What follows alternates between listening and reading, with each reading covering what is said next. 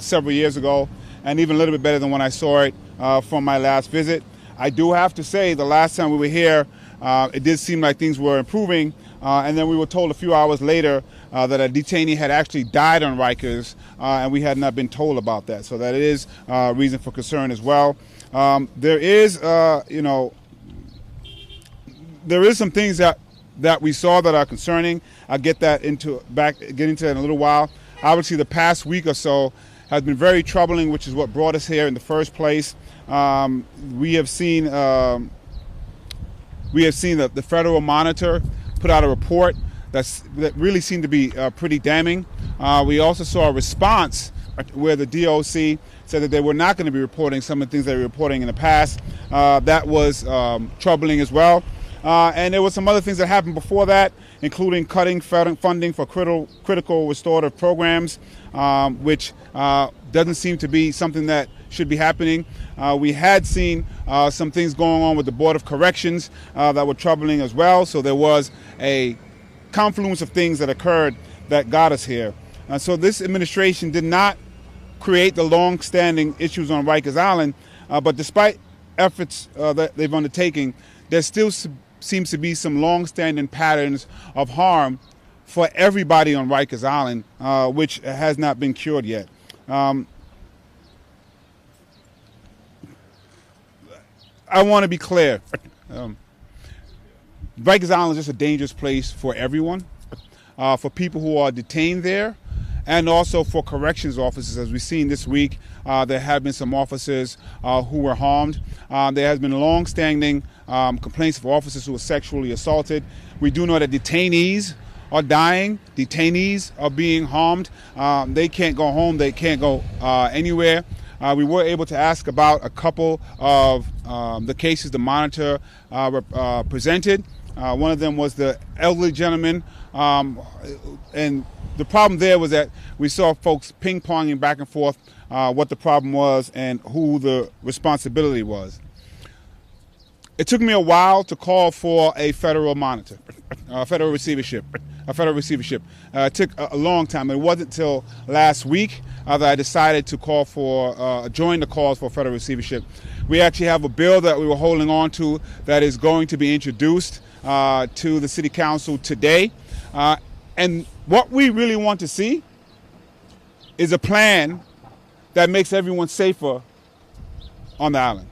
People who are detained there, people who work there, often from the same communities. I have not seen that yet. What we want to see is a commitment to close Rikers down.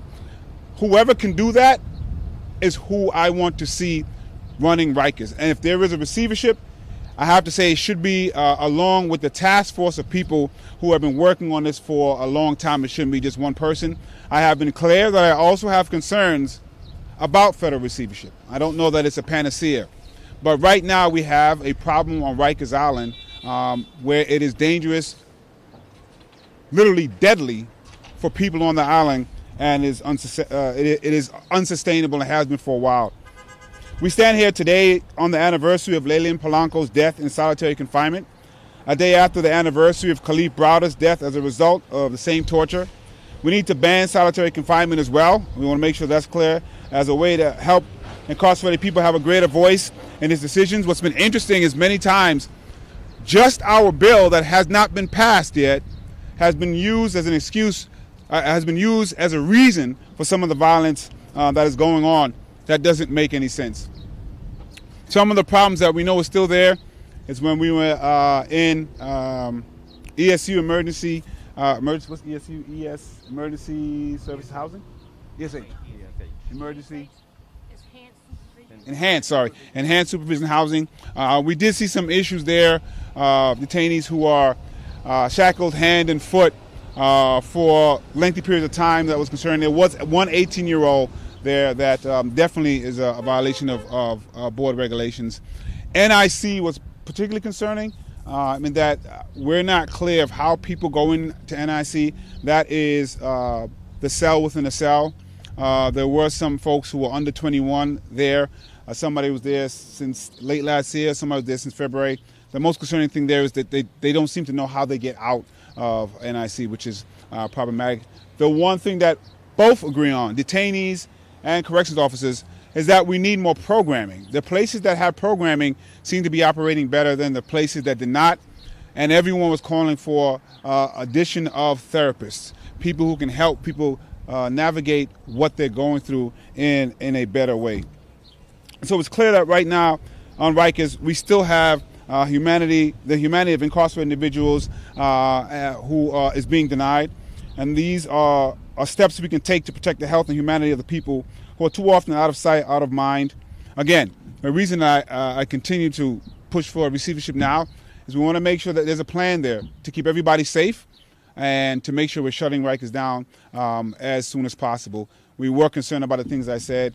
Cutting funding for programming doesn't make any sense. Obviously, the federal monitor has some reason for pause and concern, and the response of seeming to Benny. Let me just finish, and then you're gonna have your turn for sure. And then the response of possibly withholding information is also a concern. So my hope is when we meet the administration, they present a plan that is helpful, and I'm happy to say that maybe it's not something we need, but we're not here right now. We're not there right now, and although I'm first to admit what we saw is better, there's still a lot of reasons for concern. Oh, there were some people in certain houses that said they weren't getting the rec that they were supposed to be getting. That is also a concern. So right now, I'll call up Comptroller Brad Lander. Thank you, Jumani. First, I want to thank folks for coming out here and apologize for asking people to stand outside amidst the climate emergency. We've got a climate emergency for which we are woefully underprepared, but we thought it was critical also to continue with our visit to Rikers, which is a separate humanitarian emergency and one that it is critical to call attention to. What brought me out here first and foremost today was the decision of the Department of Correction to stop committing to providing reports on deaths in custody to the Federal Monitor, and it's also unclear to me whether they are being provided timely to the Board of Correction. We established a DOC monthly dashboard coming up on a year ago now, and we appreciate the DOC's providing the information that we are then able to report on a whole range of issues that are up on the dashboard today. Obviously, at the beginning, we were looking at whether staff are out sick or coming in. That indicator actually has gotten somewhat better in recent months. We report on use of force. We report on slashings and stabbings. And we had been reporting, using information from both the Board of Correction and the Monitor, on deaths in custody, which seems like one indicator that you would most want to have up to be able to reflect honest, transparent telling about what is going on Rikers. And so when we had to change that indicator from the number that we have been able to report in each month to unknown, that felt to me like a system that is not at a basic level, one, being transparent and honest about the most critical details, and two, that just doesn't reflect an understanding of the humanity of those lives lost. So that's what brought me out here today. And while I share the public advocate's feeling relative to some recent visits, that things were surely calmer in some ways today, and that is a good thing, we did see multiple places where the practices that we saw do not comply with the rules set by the Board of Correction. The department has an ability to decide when it does and doesn't choose to follow those rules, but I'll give you the list of them because it is not compliant with Board of Correction rules to have folks in ESH Level 1 shackled both by the ankle and by the hand to the desks that they're in. Let's remember, they're in their cells most of the day. They are outside in small individual cages for several hours, and then they sit at desks to which they had not previously been shackled hand and foot. I think they started shackling people by the foot in February, and they only added the shackle by the hand in recent months for everyone. There was an incident that absolutely needed to be responded to. And that was the place where actually the DOC staffer that we were talking to said, you know what would help a lot is adding some folks with mental health counseling experience, because we've got these folks who are, I'm supposed to provide programming to, who are shackled hand and foot to the desk the whole time. And it would help an awful lot if there was also some mental health programming, something we heard both from correction officers and DOC staff and from detainees. As the public advocate mentioned, one of the people that we talked to shackled to the desk was 18 years old. It's contrary to BOC rules to have 18-year-olds housed together with adults at all, much less in ESH level 1. So I think that's actually 2 violations of BOC rules. And then what the public advocate calls NIC, or what I refer to as involuntary protective custody, to me, and I have not seen clear rules or guidelines for it, is essentially solitary confinement. Folks are in those very small, very dark cells, 23 hours a day with 1 hour out, and there is no length of time that individuals can be, unlike ESH, which has 30 days in level 1 and 30 days in level 2. There's no clear clock on how long you can spend in IPC, and as the public advocate said, no clear procedure for requesting a hearing for which you can get out of it. All of those practices are counter to Board of Correction rules. There are obviously a set of really critical challenges in addressing people who have committed violence and who have assaulted correction officers, but without having clear rules for what happens, what the procedures are, what the hearings are, and what the pathway out is. That is not a policy that I believe we should sustain.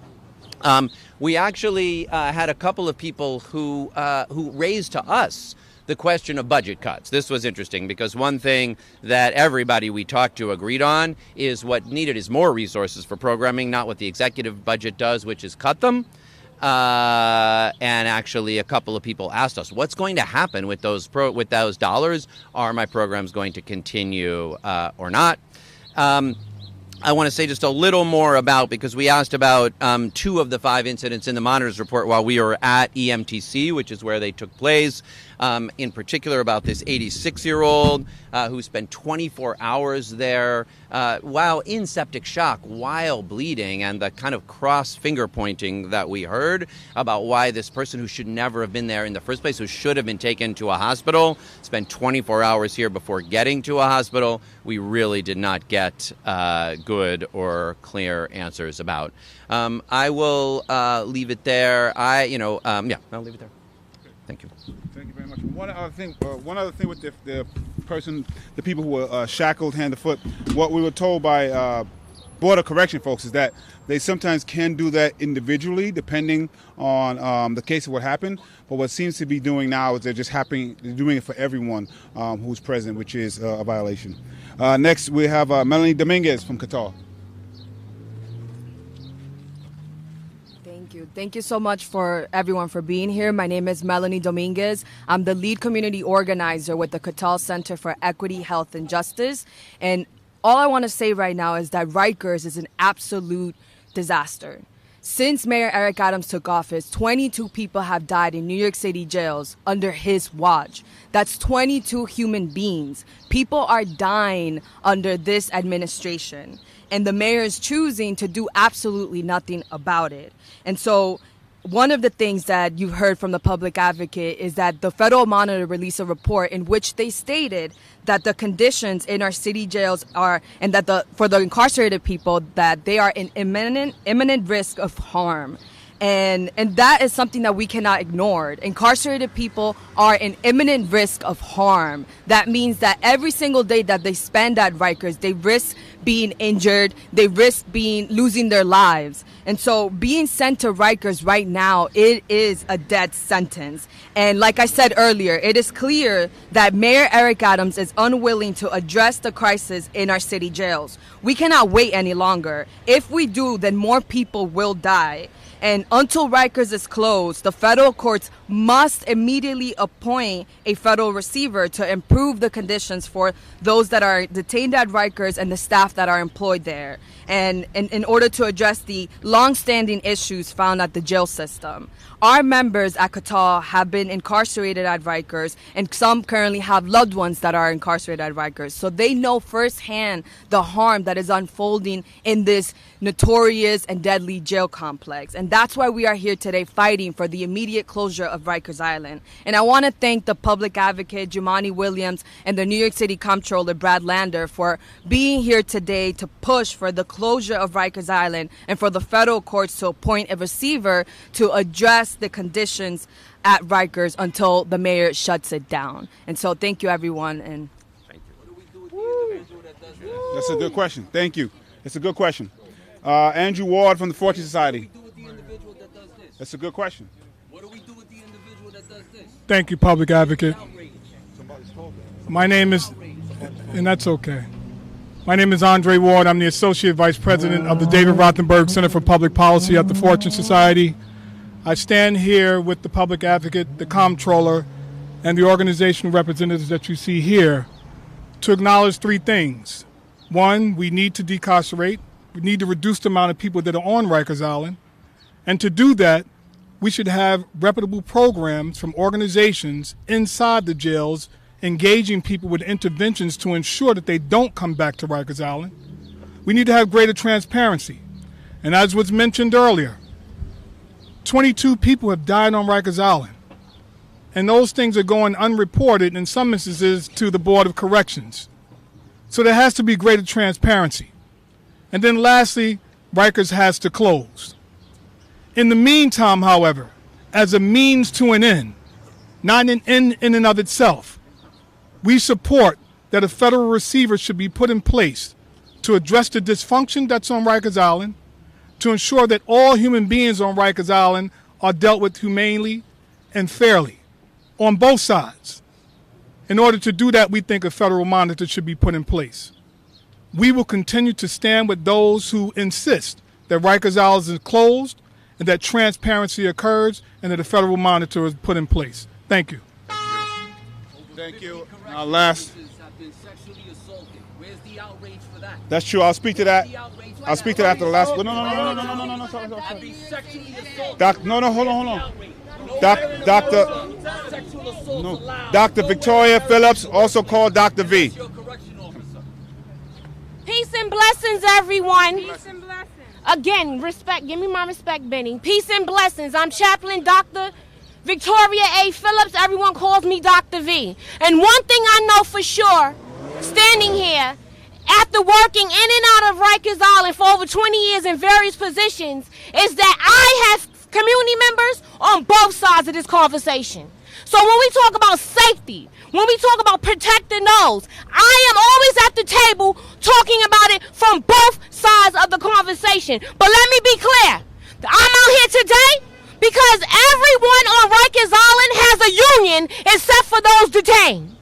So that means they have their ability, they have their complaints, their grievances pushed to the forefront, and they actually have people that are being paid to bring their concerns to light, except for those detained. And that is my first and foremost concern, because no one on domestic soil should go without their basic human rights. No one being detained on domestic soil should be not denied access to medical care. And let me be very clear. We spoke about 22 lives that have been lost in New York City Department of Corrections since the mayor took office. That's 22 heartbeats that have stopped in less than 18 months. Longer than they have had their administration. 3 of those lives that we are discussing, this was lost this year. Every life lost this year in DOC custody was known to DOC and Correctional Health Services for having a mental health concern. Why are we still incarcerating those who need our treatment, need help and treatment in the community? Why are we still making DOC staff step up,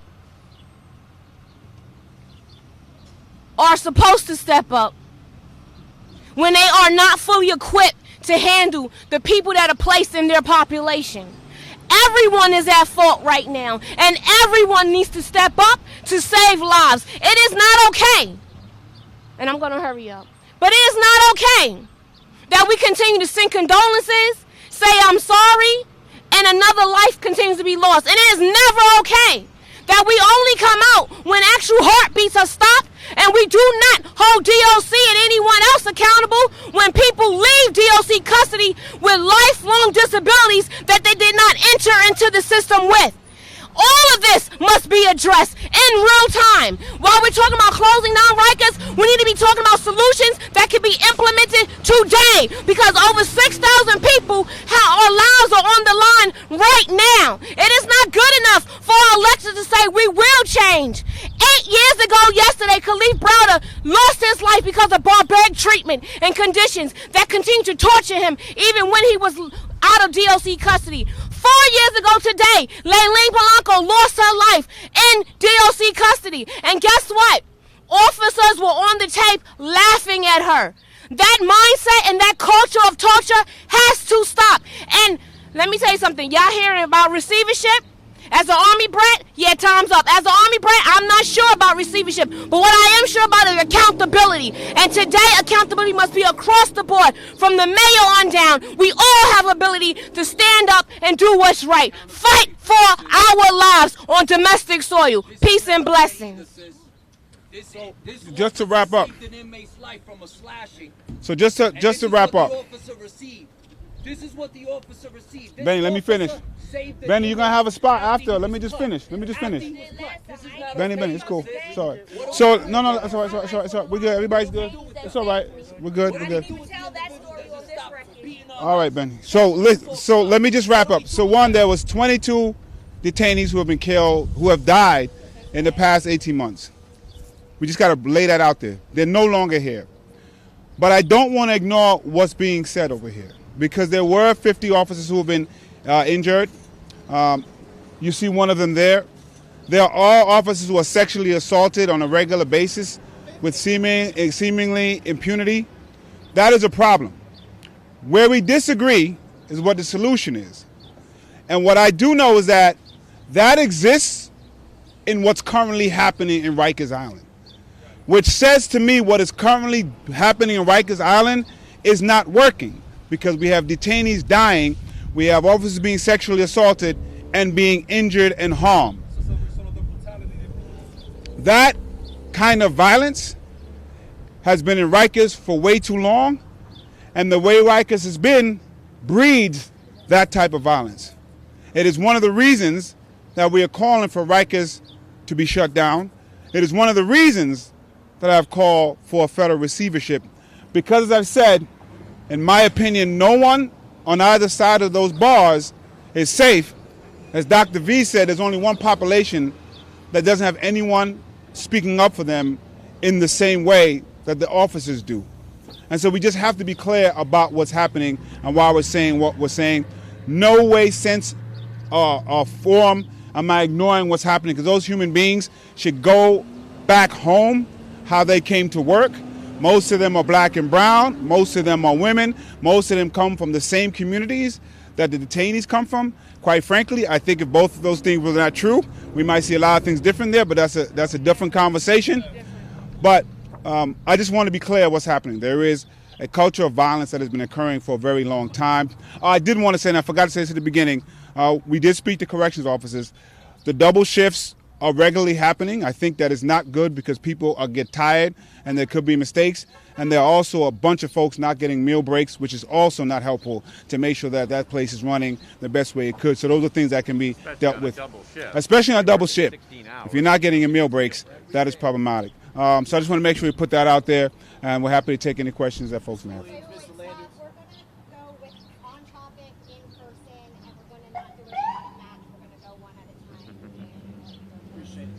Either of you, Mr. Williams, based on your visit today, to your most recent visit, what were you pleased to see, and what are you still concerned about?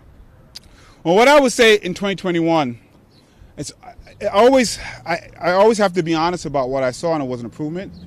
But I also don't want to justify the absolute craziness that I saw in 2021. Like, that was insanity. That was something on the brink of complete dysfunction. And I don't want to justify that as even being a thing. So compared to where we were, it's leaps and bounds. Compared to what we saw last visit, it's even increased a little bit better. We're actually hearing from detainees that it's increased a little bit better.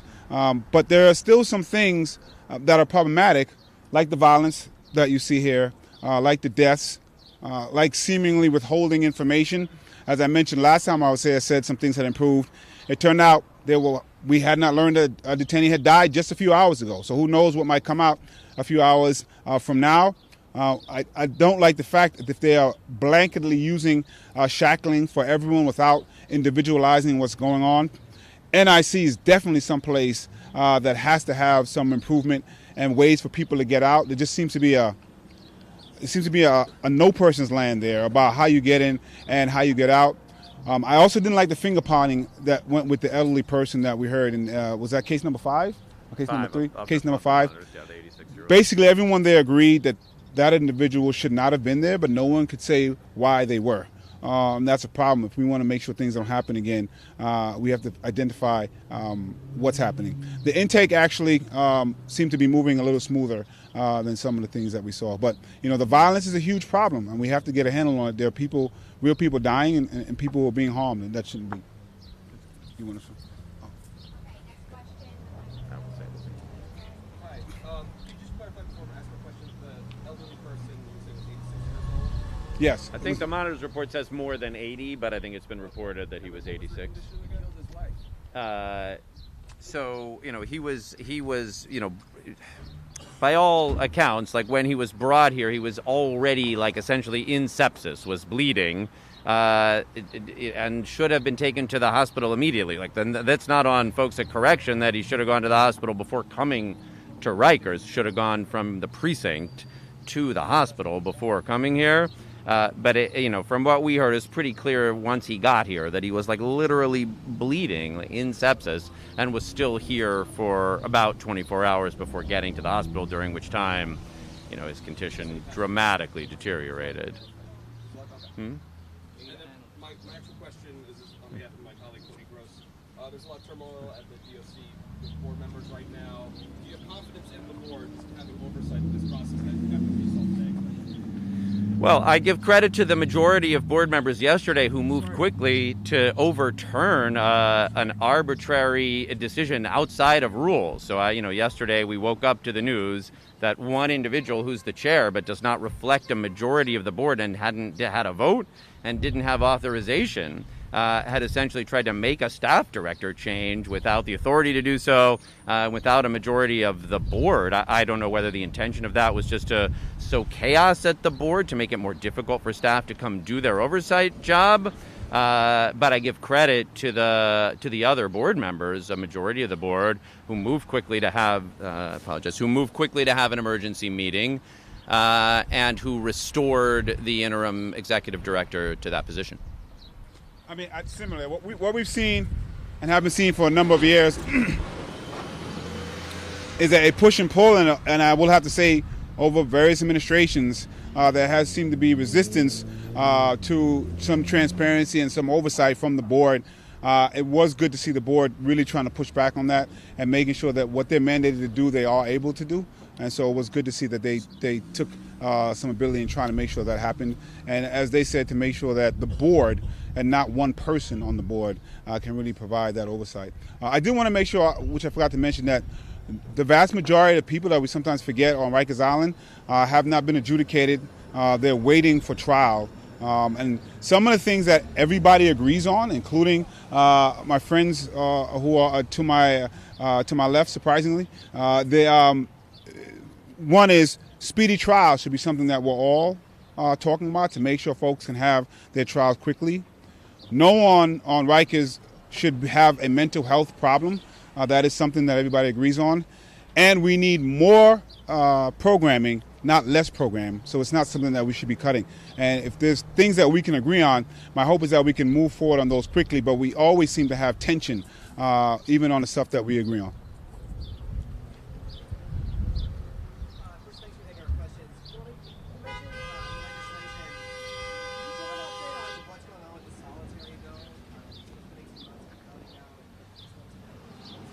Well, the legislation I mentioned was the receivership. It was a resolution that's going to be introduced today. The solitary bill is going through the machinations of trying to get a complex bill passed through the city council. It won't be the first time I've had a complex bill passed through. It's taken some time. It won't be the first time that I've had a complex bill go through revision. I'm one person. I want to make sure if we're going to put it out there, we're going to put it out there correctly in a way, and then we're going to try to do it in a get it to do the thing that we want it to do, and it just takes some time. There's a lot of moving parts. What I will say, the thing that I've seen most eye-opening is how chaotic some things have been run. Like you try to move one piece and everything else can fall apart in a way that I didn't understand how everything is so connected and how some folks not doing their job here can affect over here. It's a huge problem. That is another reason why I think we need to shut down Rikers and not bring the culture that's here to anyone else.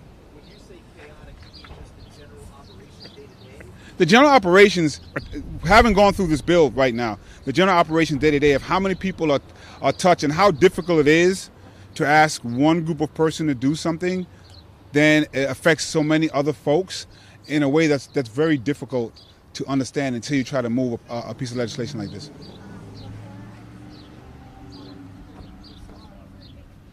Yeah, well, I just was curious which facilities were visited today and who exactly did you all meet? We first saw EMTC. EMTC. Where intake is. That's where intake is. We then went to GRVC where we saw the ESH, and then we went to NIC where we saw the involuntary protective custody. We spoke to both detainees and corrections officers and people who were providing programming. You mentioned the lack of notification on the deaths now. Is there any talk about legislation to kind of force the department? I'm not a council member anymore, so I don't have legislating power. The public advocate can introduce legislation. So I will tell you, I've been having conversations with the administration on this point. They're saying something different than some of the reporting. So I'm really trying to I'm not sure that I've heard actually what the policy is right now. It's last thing I heard was kind of an opt-in policy. So I'm trying to see what the policy actually will be to see if the legislation that we can fill the gap. What concerned me is that I don't think there was any reason to change any of the policy. And the fact that the change occurred after the monitor wasn't the right response. And so that bothered me. And I'll just add here, look, the practice of taking someone who was grievously wounded on the island to a hospital and doing compassionate release in order not to treat that as a death in custody, that long precedes this administration. But it's galling. The fact that you would seek to hide deaths in custody through a policy you called compassionate release is Kafkaesque.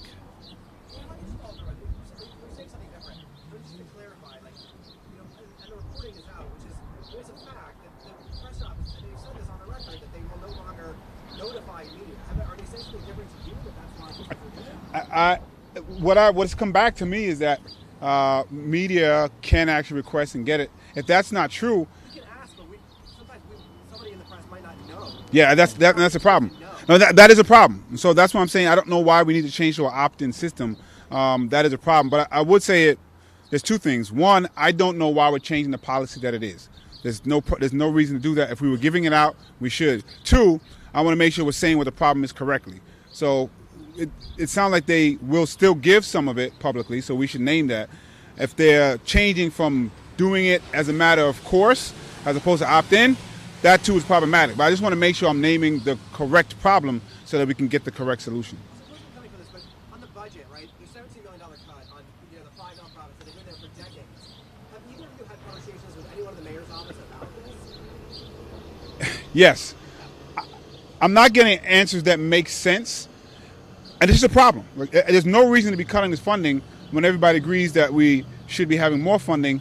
I don't think putting more work on DOC when we're having and struggling with some of the work that they already do is the answer here. And I actually don't see how it saves money, but that's a different question. there are things happening here that don't make sense to me, and I'm trying to get information about why we're making these decisions, and I'm not getting satisfactory answers right now. I have time for 2 more questions.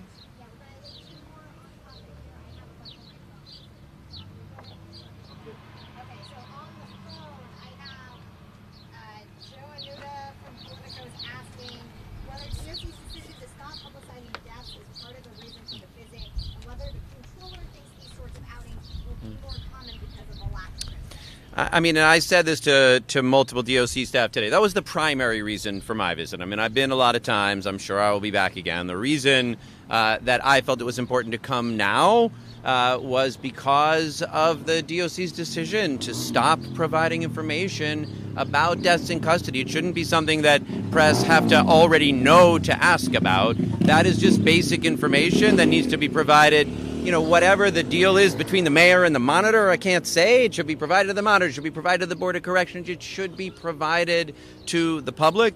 And look, this goes with a pullback of other transparency as well. The effort on the part of the department to deny video to the Board of Correction. So yes, I mean, I guess what I will say is we have tried mostly to be a vehicle of transparency. That's why we set the dashboard up. In some months, it shows things are improving. And, of course, it includes assaults on staff as well as use of force. Like, the value of having clear, transparent information is just basic, whatever you think about the broader set of issues. And if we can't have confidence that the department is going to provide clear and transparent information, then we will need to come in person more often. Let's just say for me, it was a series of things. There have been some issues that I was concerned about that was happening on the Board of Corrections that were problematic. There were things that we were calling out for a while that we always seemed to get pushback. Then the Federal Monitor came out, and the response to the Federal Monitor was to change providing information. So those things combined together said that there's something that we may need to just come take a look at.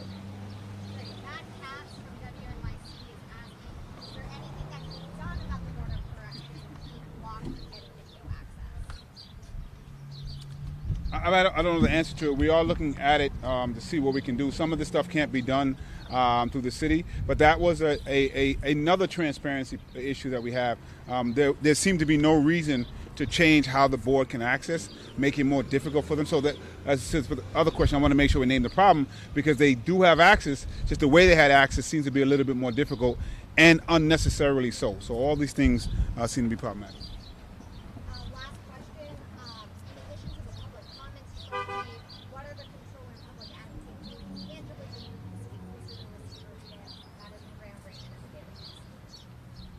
Well, one, you guys start by calling for it, which we did. And two, as I mentioned, there's a resolution that's going into the City Council today. It's going to be introduced, and it'll go through its normal process legislatively. I do want to just say again, what I want to see is something change. So for me, it could be this administration. It could be the receivership. I have problems and concerns about what could happen in federal receivership. I don't want to pretend that I don't. I think if there's federal receivership, my hope is that it comes with some of the task force members who have been working on this. But the options are not many. So what I'm just seeing is whoever can provide the best plan. And up until now, I haven't seen what I want to see. That's why I didn't take this lightly, call for receivership. If someone in this administration presents a plan that makes sense, I can just as easily say that this is not the time that we need it.